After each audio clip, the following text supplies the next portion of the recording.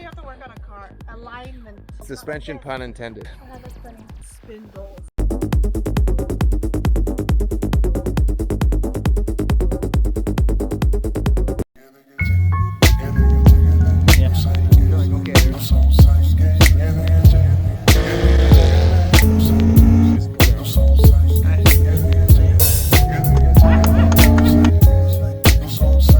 Stop it. We're not saying that on camera.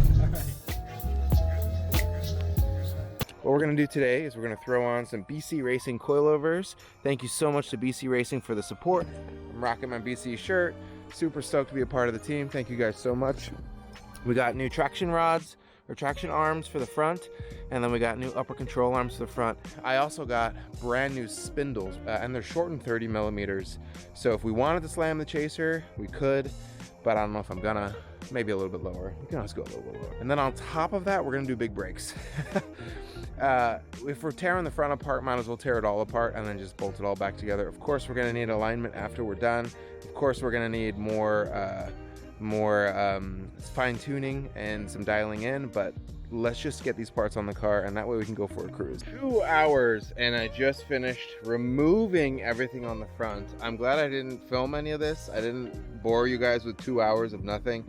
Every single bolt on the front end of this car has paint over it, and the paint makes it impossible to remove. I bought new traction arms to go in here, but these traction arm bolts are just completely seized in there. I mean, you can see it's like sealed in there. What I'll probably do is take these bars or buy better bars and take them to a drift shop and just have them do it.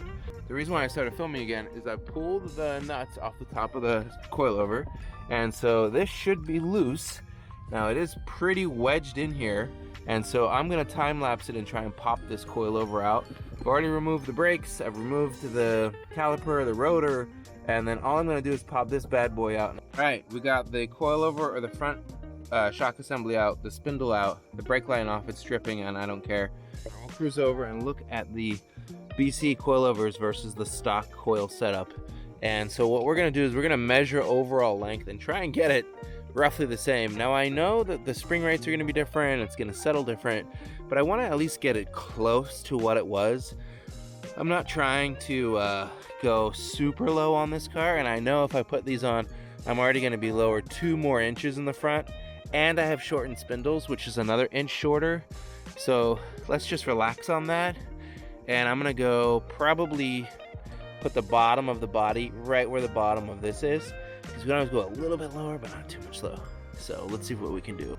Okay, I got them to a height where I want to try them. Of course, I could do more adjustments while they're on the car, but I think that's gonna be where I like it. And then what I'll do when I do the other side is I won't put the wheel on just yet. I'll measure the gap in the threaded body of the shock, and that should give me the exact same measurement to duplicate on the other side. So let's pop these in.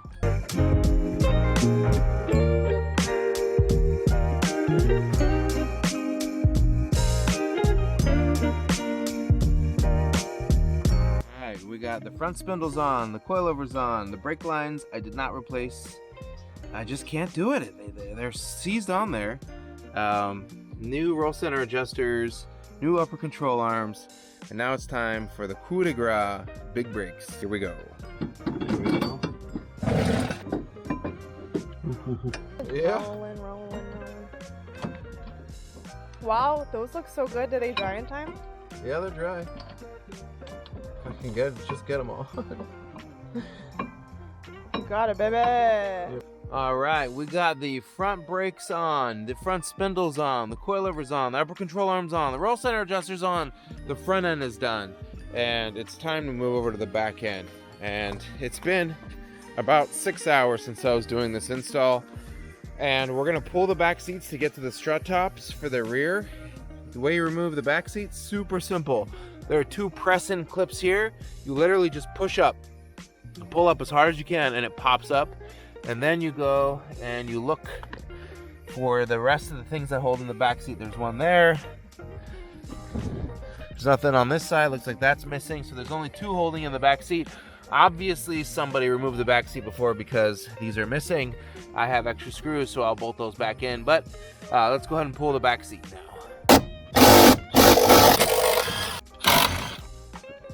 There's super simple. You literally just lift up out of these tabs here. 1, 2, 3, 4. Lift it up and move it forward.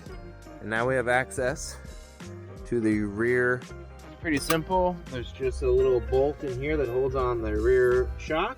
The hard part about the back is you gotta kick, because it wants to fall forward and it'll get stuck. You gotta kick it to the side that way so it can fall out this way. And if you do that, then you actually don't need to take anything off. Last night I took that off to give myself some more room. But I'm gonna do this and see if I need to get that off or not. I think I might be able to avoid it. By movie magic, the rear is out. Now it's time to pop in the BC rear. Again, I didn't touch the height of the other side, and I'm not gonna touch the height of this side. I want the rear to be lower. So this should just pop right in, and we should be good to go.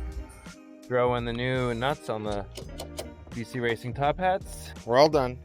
Time to put the back seats back in. The back just pops in the top. And then there are 4 10mm bolts that hold it in. You can see these brackets here. They have a 10mm bolt that holds it in. And then the bottom seat just pops in and we're good to go. So I'll do that. And also I'll put back the seat belts. It's all right. Now it's time to bleed the brakes, and I just installed the front ones, and you know the service manual is always like, hey, start from the rear and move your way up front, but these are the ones I replaced first. So I'm gonna bleed these lines, then I can go back and do the back lines. I didn't press the brake at all last night when I was backing the car up, so I don't know if air went up and then down. I barely did anything. I knew it was dripping out of here. So I'm gonna bleed this with my power bleeder, and then make sure the line is nice and clear with no bubbles, and then tighten her off. And then once the other side's done, I'll do the same exact thing. All you do is you take this, which is your air compressor, or you're hooked up to your compressor. You open up the brake valve, and as soon as you do that, pull fluid out of the system. You can see it coming out. Looks pretty good to me. And then close it down and let go.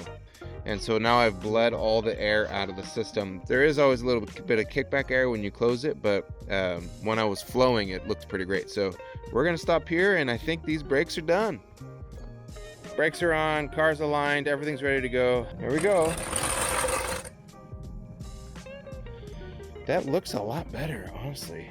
It's still a little pokey, and the car has kind of a reverse rake to it, where the front's a little higher than the back.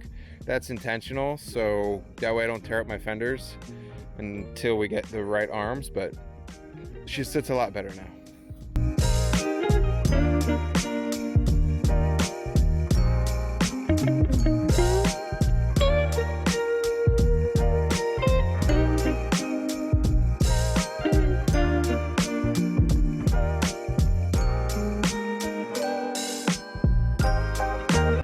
Okay, that's the new stance. Now it's time to take her on a test drive and see A, if everything's tight, and B, if anything rubs. Does it feel smooth? Oh, it's so smooth. Floor it in the tunnel, go!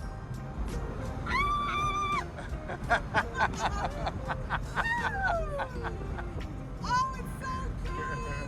It's so smooth. There's no bumps. That's so smooth, yeah. Wow. How are the brakes? Brakes are so good. Like they immediately. Whoa. Oh, sorry, but I wanted to show you. Oh, I didn't do anything. You did so good. Wow. Yeah. Oh my god, this is so good. Roundabout. Yeah. Wow. Woo. God, the steering is so solid.